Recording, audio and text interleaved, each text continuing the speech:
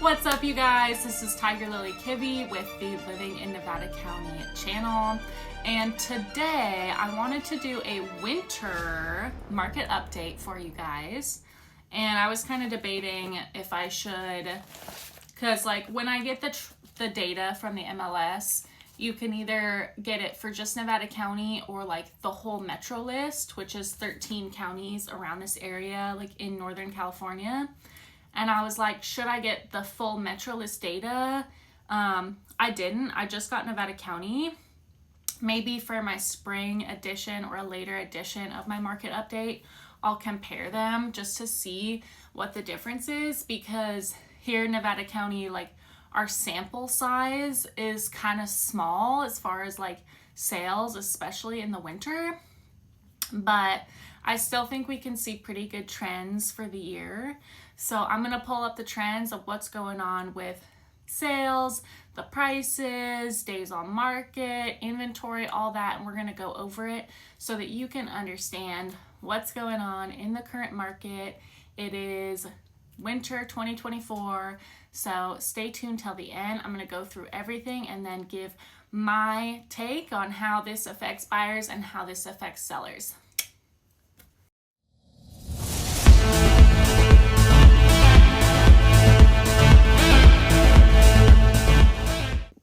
All right, so let's get into it. In this first graph, we have number of homes for sale versus sold versus pended.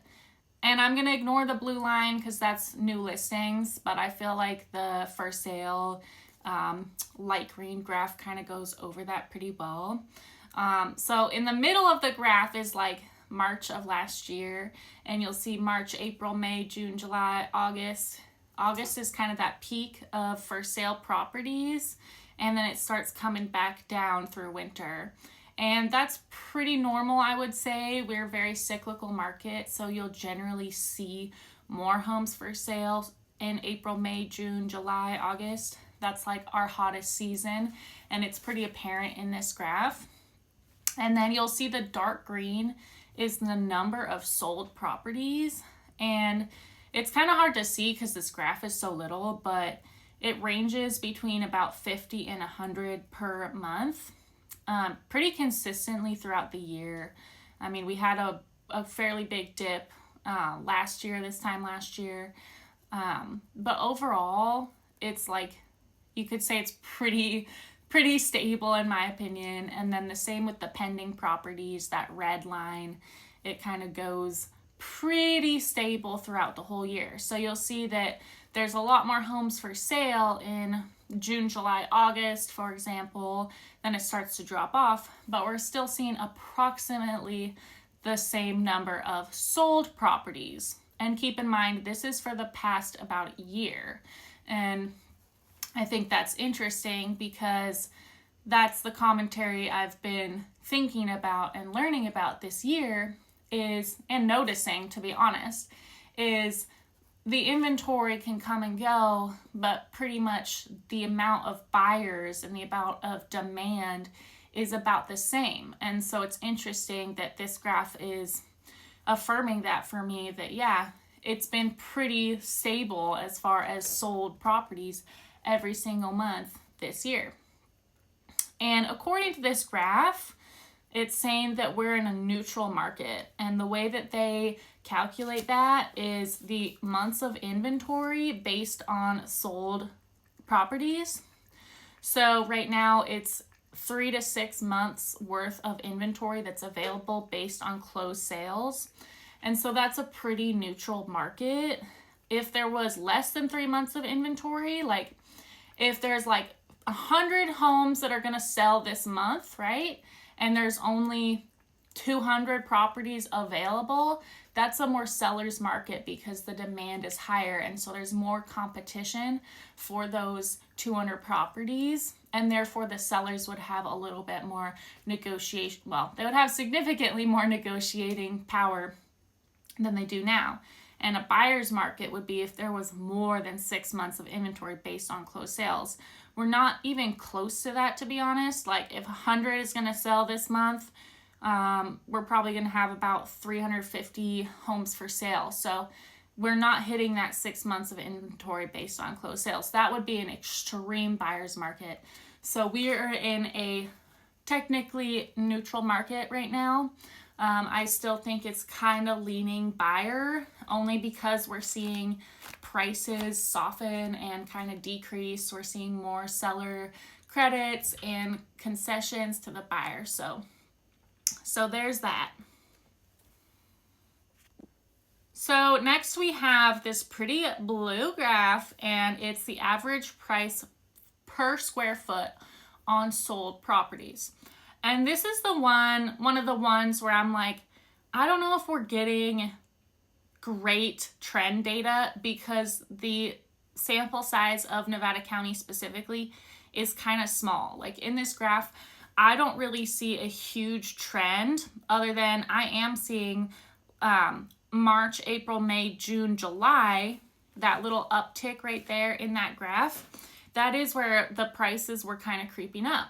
And if you think about it, it correlates to the last graph we were looking at, where those pending properties and the properties for sale, there was just more on the market. So I think it also indicates that those are probably the most active months in real estate. But you'll see on this graph, there's a few outlier months.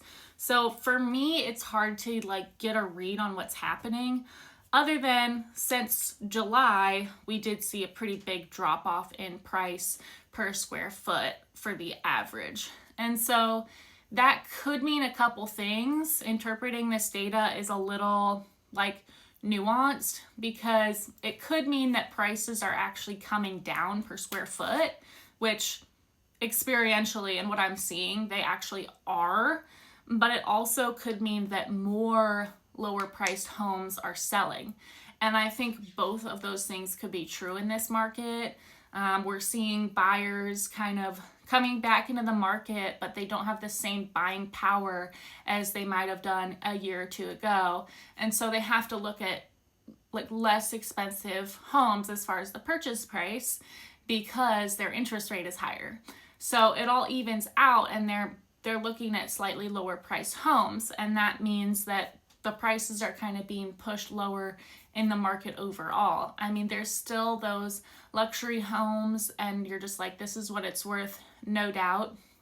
And that's kind of a different market, because a lot of those buyers don't need debt. They can just pay cash. So it's a slightly different market. But if we're looking at the whole, we are seeing price per square foot come down since the start of fall and into winter this year. So I find that to be really, really interesting. I think it's probably pretty on par with what we would see during the winter, since it's a slower season.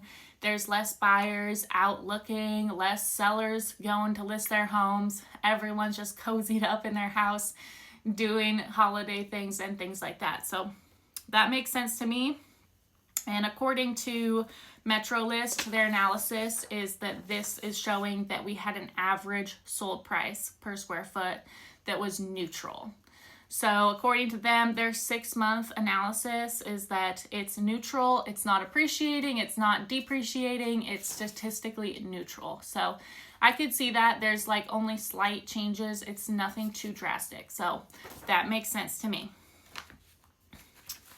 All right, so next we have this beautiful yellow blob looking thing that is months of inventory based on closed sales. And you will see it go up and down. And this is just another way to visualize how many months of inventory that we had. And like I said, if we have more months of inventory on the market, that's more of a buyer's market. If we have less months of inventory on the market, it's a little more of a seller's market. Super interesting. You'll see last winter we had a big drop in months of inventory.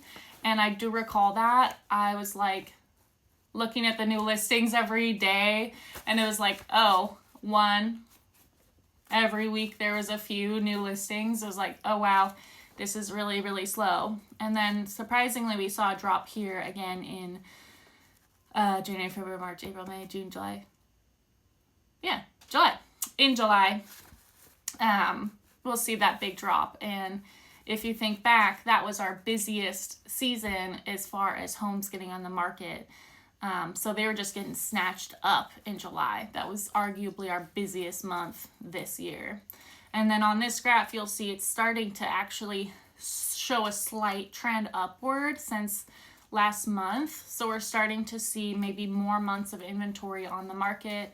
More people are trying to sell and they're not getting sold. So according to this, it was still statistically neutral. It's hard to see a bigger trend on this, but we will see what happens in the spring. It'll be very interesting to see what happens in the spring. All right, next we have average accumulated days on market and sales price to original list price. So in the blue, we'll see average accumulative days on market. And this just means sometimes a property goes on the market, gets in escrow, falls out of escrow, and then it's back on the market.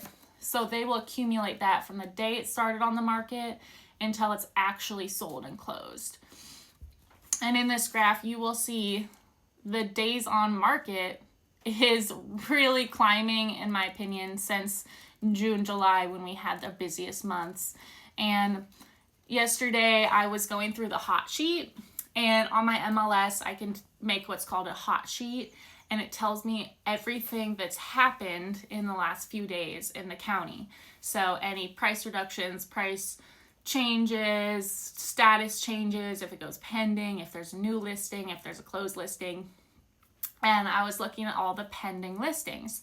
And for that 3-day period, there was 10 pending listings, and literally only one sold under 2 months. So only one of those properties sold in under 2 months. It was 3 days. And it sold, it was a 2021 new build for $600K. The other 9 took 2 months or more to sell. So that's what we're seeing this winter so far, is just things are taking so long to sell, even if they're well priced. But I think the problem is that the market is shifting and prices are coming down a bit and there's less demand. So if you come in too high, you're just going to keep having to do price reductions, and like, you're not just going to do it automatically. Like, no one wants to just say, okay, we didn't get, an offer in 3 days, we're going to cut the price. You want to give it at least a few weeks to kind of gauge that activity level. So they're just seeing small price reduction to kind of gauge the market and to finally get a good offer. And so it's just taking a really long time to sell. And I'm definitely seeing that trend here.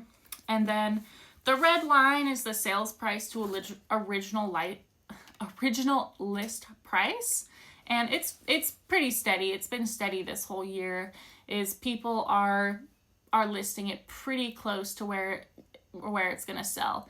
I don't know if I feel like that's necessarily true. I mean, this line look like it's between 90 and 95% close. So I could see how on average that could be true. I mean, some properties are still going above list price. It just depends because everyone prices something differently. Some people price it low and then they bid it up higher, which I like that strategy a little bit more. And some people come in high and then they have to like come down or take concessions throughout escrow. So interesting that that's remaining steady. And then according to this, it says average continuous days on market is technically steady for the 6-month trend. So for them, they're not seeing this huge change. To them, it's still not something to be super concerned about. But like I said, anecdotally, I am seeing like list days on market creep up. And that's just anecdotally. Like, I'm not saying that that's an actual huge trend. Like, it's probably more subtle, but since I'm so in the trenches of this stuff, of this market, it is definitely a trend, and it's something that I am preparing everyone for, especially my sellers. It's like, okay, this is actually just what we're seeing unless we price it really well and do this and that. Like, that's a risk, I guess. So in this next graph, the red line is the price in thousands in which the properties have sold at, and the green is what they were priced at for sale on average for the whole county. So this is telling me that there's a lot of higher priced properties that are actually selling this year. It looks like the for sale line overall has a lot more consistency, and that sellers and agents were kind of trying to price like what makes sense. Like, we want to do it as close to comps as we can, and so for sale price seems to stay more steady than what actually happens, because what actually happens is can be really hard to predict for an individual property. Like, we can only go off of what we can go off of, right? And so in red, that's the sold price. We're seeing a lot more nuances and changes. But what I find interesting is, according to the MLS, both of these are still neutral. Like, both of these lines, the way they're curving and swirling, is still pretty neutral. And I would agree overall that this year has had a pretty neutral sales price and sold price. In my opinion, I would say it's starting to trend down, but it's definitely not a major crash like some people were worried about. It's definitely more subtle and a little slower. It's like a nice softening of prices and of sold prices. So I could see that for sure. All right, you guys, thank you for bearing through those graphs with me. I'm sorry if you were just like, oh my gosh, what does this mean? I don't care. Like, what does this mean for me, right? So from the buying side right now, I'm going to go over what I told you I was going to go over about at the start of the video, which is, okay, cool. How does this affect buyers, and how does this affect sellers? Like, what does this mean practically? So for buyers, we're going to be seeing pretty good inventory, definitely better than last year. So that's something that we can be happy about. There's a number of reasons why this is. But anyways, we're seeing more inventory on the market. Actually, let me explain that. So last year, what was happening is everyone was still in complete and utter shock about the interest rates coming and being high, like high compared to 2-3%. They were up around 8%. And so the market was just like, it's like crickets. Sellers didn't want to sell, buyers didn't want to buy, because if sellers were going to sell, they would have to go buy somewhere else probably, and they didn't want to because it was expensive to go buy their new house. And for buyers, they felt like, oh my gosh, this is way too expensive, and the market hadn't really corrected against that interest rate hike, and so everyone was just doing nothing. There was super low inventory, especially last winter, like I was saying.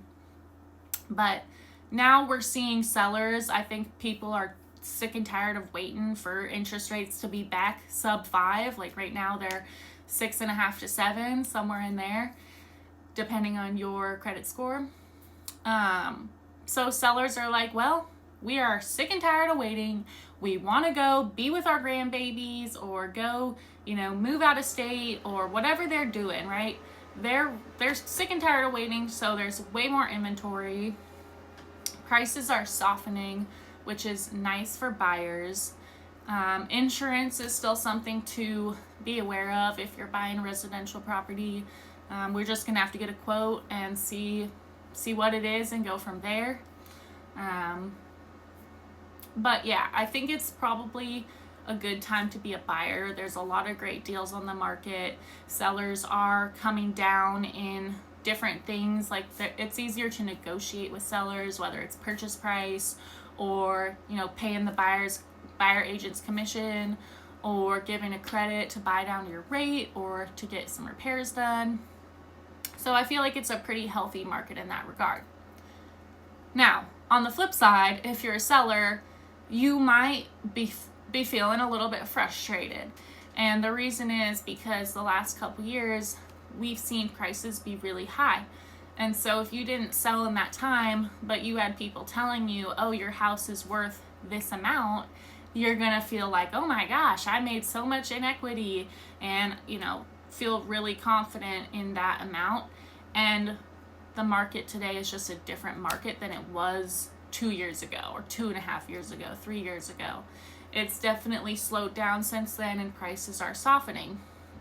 And so I would say to my sellers, let's only sell if it makes sense right now. It might not make sense right now. It depends on what you did during the pandemic. Did you refinance and pull equity out? Because at that point, it might not make sense to sell. But we are seeing very motivated buyers. The buyers who are in this market are serious.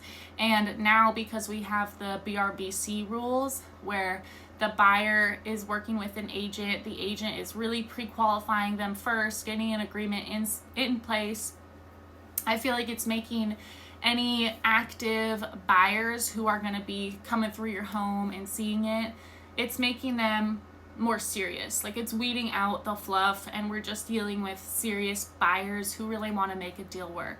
So in that regard, I think it's a positive market. I would say it's a pretty healthy market. From all the analysis I've been hearing, it's like there are certain things that, well, let's just say this, every market is not perfect.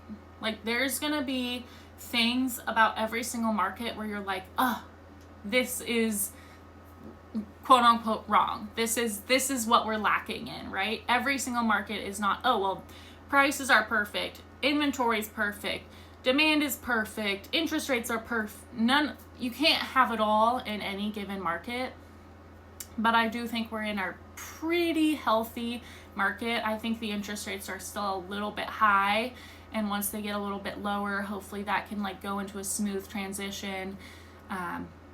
And we'll see what happens. But I do think we're in a pretty healthy market and a pretty balanced market as far as if it's a seller's market or a buyer's market. It's pretty darn balanced, which is how it should be.